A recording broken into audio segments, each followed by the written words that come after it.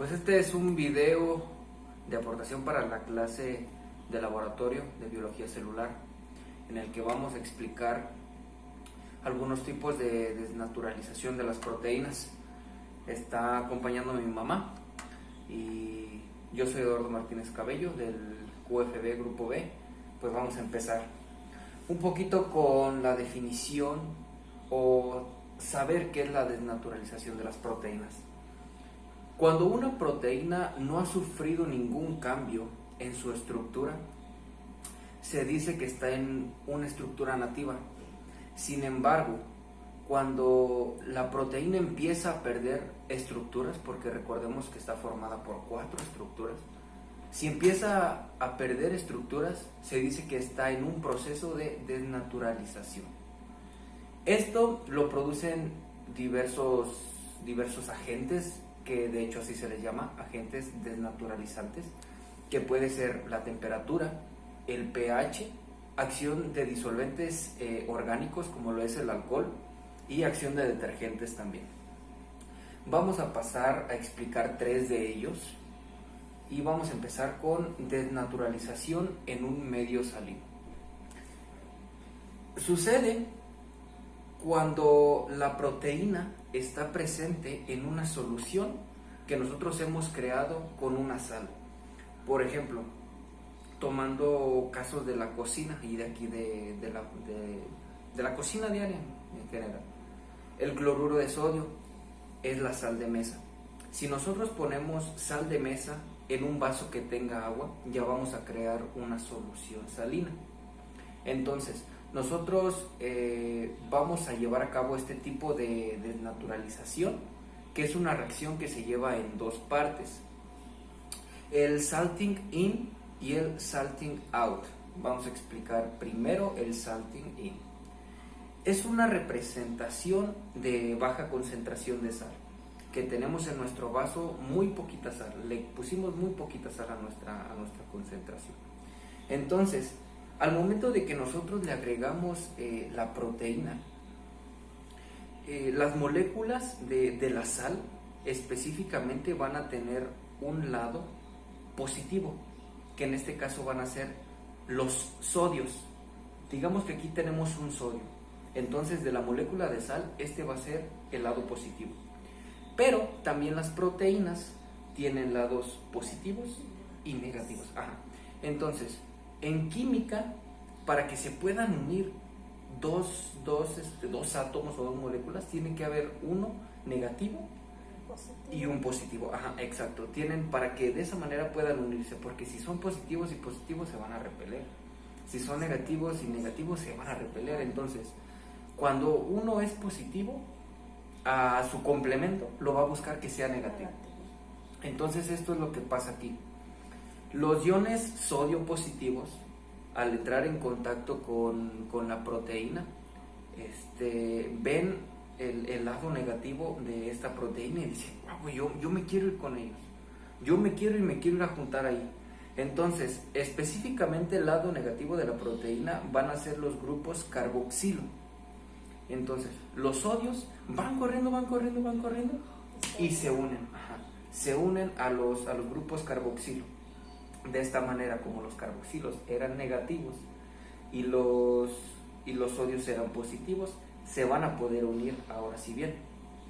Pero después de que pasan estas uniones entre sodios y grupos carboxilos, hay una molécula o muchas miles, millones de moléculas que se están olvidando, las moléculas de agua.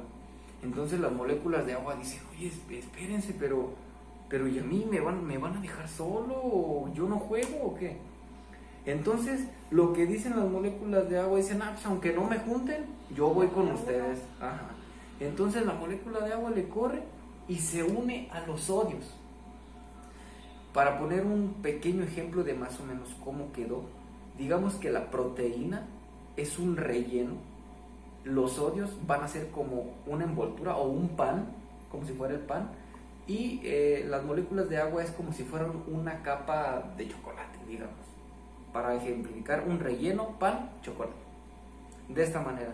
Entonces, como las moléculas de agua se unieron a los sodios, y quedaron hasta el final, crearon una capa, crearon como un escudo protector que se le llama capa hidratada. Al ser una capa de agua, esa no va a ser visible, no va a ser visible a simple vista porque como es agua y el medio en el que estamos interactuando también contiene agua, no se va a ver. Si acaso simplemente se ve una pequeña telita en la superficie, pero en realidad no se va a ver. No se va a ver precipitado, no se va a ver absolutamente nada, porque se dice que la proteína se volvió hidrosoluble gracias a esa capa que la rodea. Ese es el caso del salting in, pero ahora vamos con el caso del salting out, que es prácticamente lo contrario. Con una concentración elevada de sal. Ahora sí, en esta parte agregamos muchísima sal a nuestra solución. Entonces, como agregamos mucha concentración de sal, va a haber muchos iones sodio, va a haber muchas particulitas de sodio, que son los positivos. Y como están muchísimos y a la vez ahí luego están las moléculas de agua, pues ellos lo que quieren es ya unirse. Y dicen, pues sabes qué, vente, vamos a unirnos. Entonces se empieza a unir el agua con el sodio, se empiezan a unir así entre todos.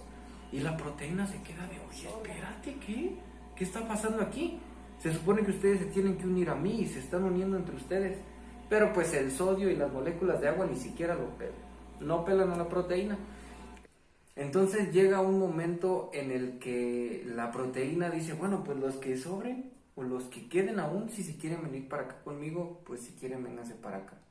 Entonces uno que otro sodio va con él, una que otra molécula de agua también van con él, pero pues la proteína quedó ya con muy poquitas. No alcanzó a formar esa capa hidratada como se formaba en el salting in.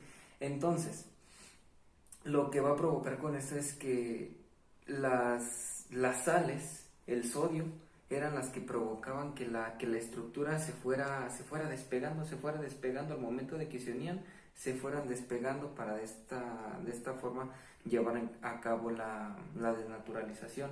Pero como aquí no tenemos tanto sodio, pues no va a ser posible ese despliegue. Lo que se va a provocar es que las cadenas polipeptídicas se vuelvan a unir, estén haciendo un enlace un poquito más fuerte. Ya no tienen tanto sodio, ya no tienen esa capa hidratada. Entonces, al entrar en contacto con el agua, como las proteínas tienen un centro hidrófobo, significa que repelen el agua, que no son solubles en agua. Entonces, al momento de entrar en contacto, pues se va a precipitar, tomando un color blanco, como transparente. ¿Qué es una precipitación? Vamos a poner un ejemplo de precipitación. Vamos a vertir aquí la clara de huevo. La clara de huevo es una proteína, específicamente la ovoalbúmina, y en lo que se está vertiendo es en un ácido. Es el ácido acético o el vinagre blanco. Entonces, al momento de que la vertemos, si ves que hasta el fondo se empezó a formar una capita, se empezó a coagular, que la clara es transparente y aquí está tornando un color blanco. Este es un precipitado y es el que nos menciona aquí. Al momento de que entre en contacto con el medio, pues es hidrófobo, se va a precipitar y va a tomar un color blanco, que sí es visible. Pues bueno, ahora vamos a pasar con el método de desnaturalización número 2, que es en un medio ácido, como el que acabamos de poner ejemplo. Hay que tener en cuenta que las proteínas están formadas por pequeñas particulitas que se les llama aminoácidos. Estos aminoácidos en su estructura tienen una parte ácida y tienen una parte básica. Es como si tuvieran una mano que es de carga negativa y otra mano que es de carga positiva. En específico, las cargas negativas en los aminoácidos son los carboxilos y las cargas positivas en aminoácidos son los grupos amonios. Al tener presencia las proteínas de estas cargas, pues va a estar neutra. Porque si en un lado tenemos una carga de -1 y en el otro lado tenemos una carga de +1, pues +1 menos 1 va a dar 0. Entonces es neutra. Pero ¿qué pasa cuando agregamos la proteína a un medio ácido o a un medio básico? Lo que vamos a causar, en este caso del ácido, tomando por ejemplo, al agregar una sustancia ácida, va a ser una sustancia rica en iones hidronio. ¿Qué son los iones hidronio? Son iones positivos, son protones. Entonces, igual que en la desnaturalización salina, los protones, que son las cargas positivas, van a buscar las cargas negativas, de las proteínas.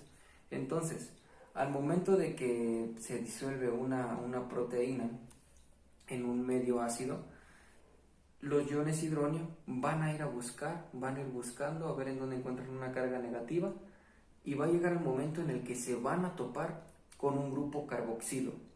El grupo carboxilo es negativo. ¿Qué va a hacer? Se va a unir ahí. Se va a unir ahí ese hidrógeno, ese grupo hidronio. Entonces, si este grupo carboxilo era negativo, pero al momento que se le une el positivo, se va a volver positivo también.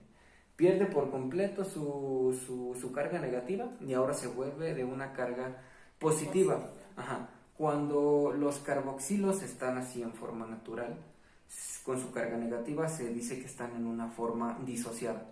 Y cuando se une un ion hidronio, que ahora lo vuelve positivo, se dice que está ahora en una forma protonada, de protones, de carga positiva. Entonces, si tenemos el carboxilo, que era la carga que teníamos negativa, pero ahora ya se volvió positiva, y por el otro lado tenemos el grupo amino, que también es positivo, entonces, ¿cómo es que se van a unir? Si los aminoácidos y las estructuras se podían unir con el grupo amino de un lado y el grupo carboxilo del otro. ¿Pero por qué? Porque uno era negativo y el otro era positivo. Pero si ahora los dos son positivos, no van a poder hacerlo. Al momento de que estén juntos se van a repeler. Ajá. Los dos van a ser positivos. Entonces, esto es lo que va a provocar que algunas de las uniones de nuestra proteína empiecen a desaparecer, y por ende, pues las estructuras también se van a romper, creando un precipitado tal como es aquí. Ya se está haciendo más visible. Ya se ve más. Ya se está haciendo más visible. Este es el claro ejemplo de una desnaturalización por ácido. Utilizamos el ácido acético, que es el vinagre blanco, y la proteína que está presente en la clara de huevo. Y pasamos al último, que es desnaturalización por la temperatura. Las proteínas, como lo vimos al principio, tienen 4 estructuras, que es la primaria, que es una estructura de forma lineal, que es la secundaria, que ya empieza a ser como en zigzag, y empieza a tomar un poquito más de espacio.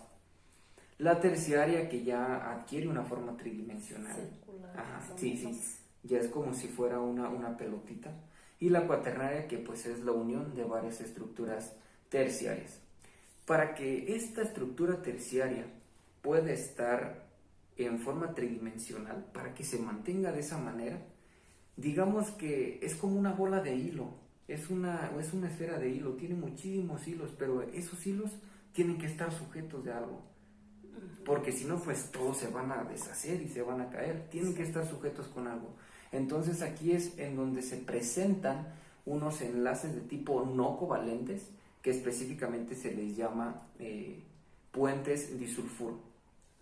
Estos puentes son, como lo dije ahorita, no covalentes. Esto significa que sí mantienen la estructura en una forma, sin embargo son débiles, son muy poco estables.